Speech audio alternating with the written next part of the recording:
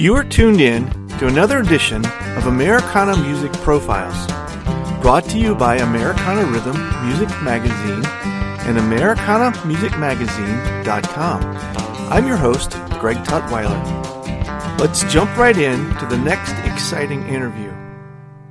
Myths We Tell Our Young is the latest CD from the Carolina bluegrass band Unspoken Tradition. Audie McGinnis, my guest on this edition of Americana Music Profiles, tells me how this group got together as just a casual group of guys picking in the basement. The band is steeped in tradition and full of heart. Join us as we get to know more about Unspoken Tradition. Hi, Audie. Welcome to the podcast. Hey, how's it going? Good. Thanks for taking the time to chat with us today. I appreciate it. Absolutely. Yeah, I enjoy being asked difficult questions. Yeah. Do I have it right? Are you in Asheville? Well, yeah, the band is sort of headquartered out of Asheville. Okay. We're all kind of spread out all over the place as far as where we live. But yeah, we do most of our work out of Asheville. Yeah. Okay. All right. Cool. Band is Unspoken Tradition. Tell me how that came to be, how you guys got together. Well, so after, not long after college, I came back home, and there were some guys that I had been sort of casually making music with on and off since I was early teenager.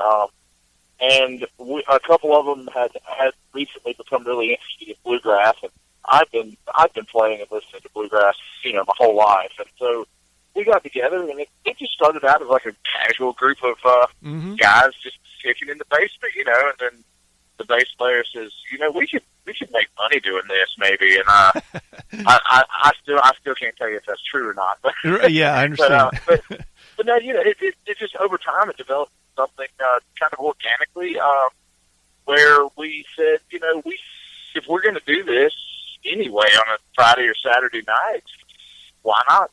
Yeah. Why not try to do it in front of people, And one thing led to another, and we picked up Ty along the way, and picked up Tim along the way, and now we've got Sav. We've had some face changes, and some personnel changes, whatnot, but the band just keeps on moving. So yeah. So is this? Are you guys considering it a full-time thing, or do you have other side projects that you all work at? Side projects. Everybody in the band works a full-time job. Gotcha. So that's your side gig, right? We're 40-hour a week. Yeah. Unspoken Tradition is the side gig in a way. Yeah. Okay. Yeah, we're all working men. We're all family men. Several of us have kids, and starting families and working day jobs and everything else. And this is just our, I don't want to say it's just our side hustle, because honestly, I consider myself very lucky to be able to do something to make extra money on the side that I'm so passionate about. Sure. And, because a lot of people have to pick up side hustles that they hate. I could be serving coffee at Starbucks if it made me a little extra money, but it wasn't really about that to begin with, and there have been times where I've, been in positions where I need that money. But, the side hustle, it's good to be able to do something that you enjoy so much and that Sure. you can really put your heart in. And instead of it looking like an extra job, it's actually a good way to decompress from your full-time gig, Right, yeah. So I'm making the presumption that you all work places that are appreciate what you do and flexible with being able to be to play at the festival season, play more during the weekends and that kind of thing. Yeah, most of us work jobs that are pretty weekend friendly, and I have no idea what kind of relationships the other guys have with their bosses, but my boss is pretty understanding, and I'm a school teacher by trade. Okay. If you could call that a trade. Sure. But, yeah, of course. Yeah. But so that gives me a big chunk of the festival season. I'm not working. Right. I can pretty much go as hard as the band wants to go. Some of the guys I know. Our bass player Sav works at Orvis in Asheville, the fly fishing outfit, and Tim builds banjos. Same works trucking logistics. We've all got our own thing, but I think we all we make the music a priority as much as we can, and Sure. I think it's just one of those things where we all just figure out a way to work it out, You've been at this for a little while too, right? This isn't your first record. Right. So this is our first record with a records label. Okay. We put out 2 records independently ourselves, and I'm like as good as Miss We Tell Our Young is, I'm extremely proud of the fact that we were able to independently release two records on our own, and they were, by independent record standards, I felt like they were pretty successful. We had songs that made the Bluegrass charts on both of those records. And, yeah, that's good. And we didn't go into mountains of debt or have to run Kickstarters or any of that stuff either. Like we actually were able to finance it just through gigging and everything else. It was I don't know, in its own way, I was kind of proud of being able to do that and show some like self-sufficiency. Sure. With those first 2 records as well. And I still have people that come up and ask me about songs off those albums, and people still buy them at our shows. So I guess I'm not the only one to buy them. Yeah, well, that's good. What does a busy season look like for you guys? How often do you get to play? Is it mostly in the Carolinas, or do you get out further than that? Well, so with signing with Mountain Home and joining forces with the record label, right. we have definitely started expanding our radius a little bit, and just a couple of years ago, we might have played 50 shows a year, maybe. Okay. But they were all in a fairly concentrated area. Yeah. And now we are focusing on maybe playing a little less frequently, but making like further trips out to places to do it, and so we're expanding our reach up slowly but surely. You gotta kind of work that circle outward gradually. Right. But yeah, actually, as we speak, I'm in the car. I'm on the way we're about 150 miles from Nashville. Okay. So we're in transit right now, but we're playing out as far as Western Tennessee this summer. We've done some stuff in Augusta, Georgia, wow. All right. Atlanta. We're going to be up in some Northern Virginia spots later in the year, and we're even like in August. I think we're going up as far as Connecticut. Oh, cool. We're going to play the Podunk Festival. Yeah. It should be fun. So we're starting to get out there a little bit more and play for some fresh faces. It's great.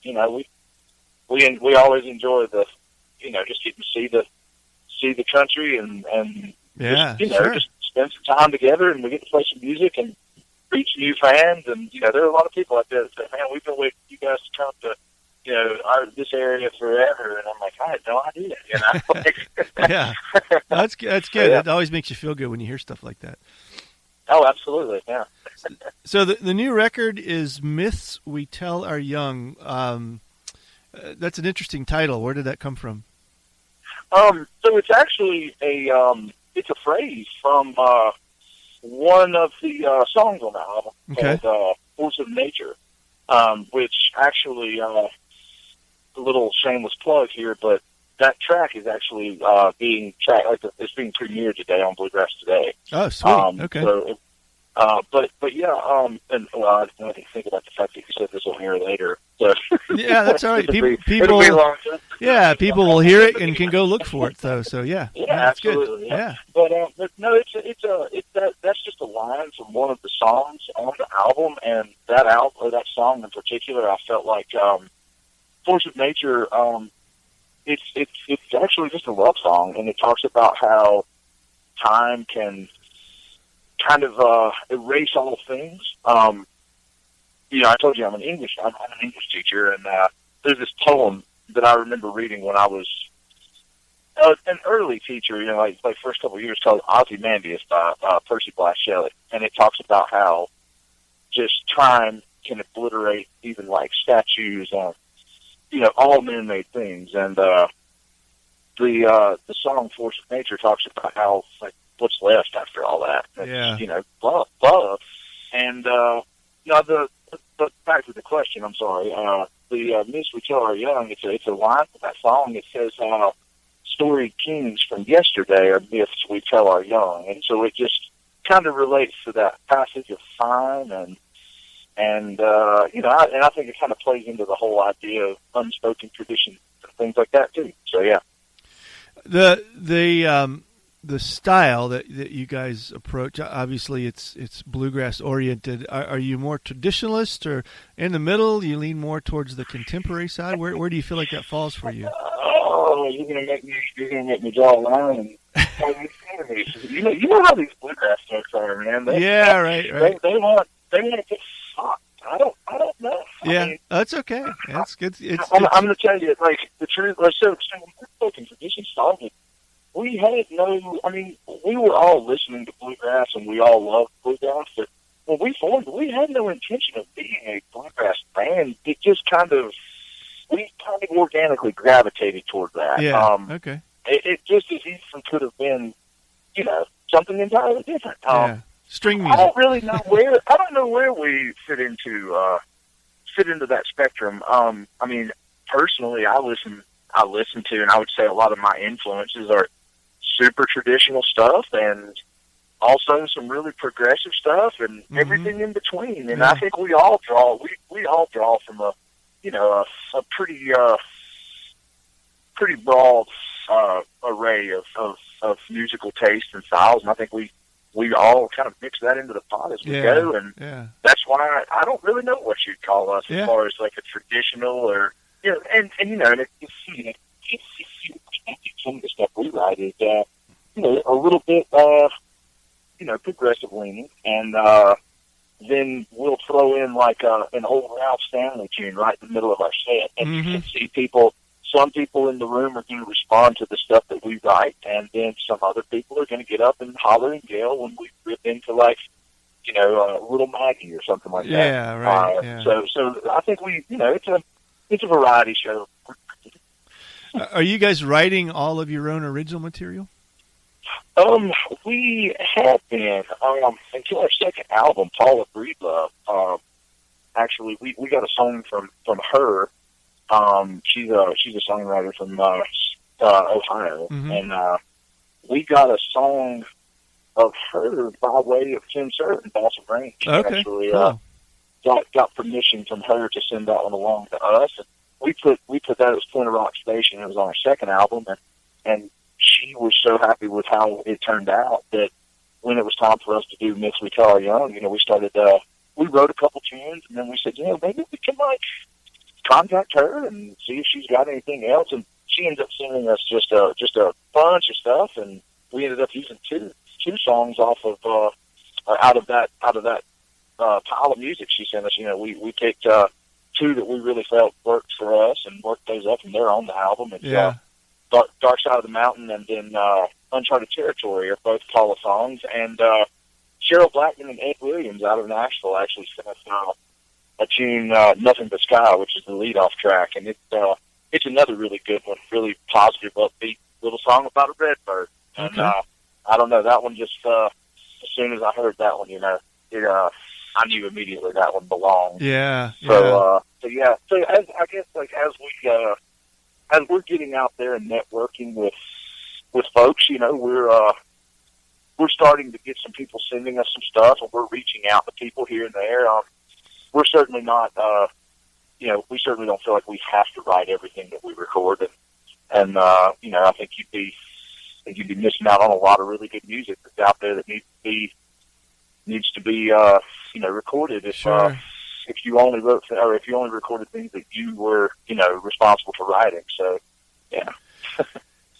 Have you guys, kind of the new trend is lately to release singles as you progressively work on a new project. Right. Is that, have you found yourselves approaching that routine yet? Or are you more still in the let's collect 10 to 12 songs and then get back together for a new recording project? Yeah, we actually that's exactly what we did when we went to work with Mountain Home. I think that whole idea was still kind of in like an experimental phase, and they said, guys, why don't we give this a shot and see how it works? And we did, and we recorded, I don't know, I think it was like 3 songs or so, and then we've